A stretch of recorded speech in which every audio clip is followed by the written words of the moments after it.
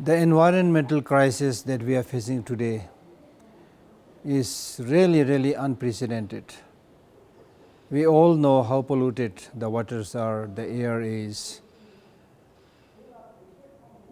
In fact, we need to know that the four elements within our psychophysical aggregate are very much related to the four elements outside of us.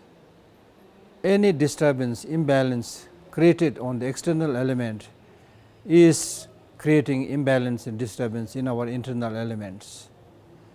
We have clearly seen today the negative consequences of our harming the earth, harming the environment and harming the animals. The pandemic crisis that we are facing today is a clear story of that. Let us replace selfishness with selfless love, and let us learn to respect the Mother Earth. Let us love the Mother Earth. Buddha very clearly said that loving something is different from liking something.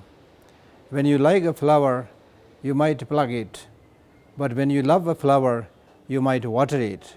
So therefore, when I say love the planet Earth, it means preserve it, look after it, and do not harm for our own well-being and goodness. Thank you.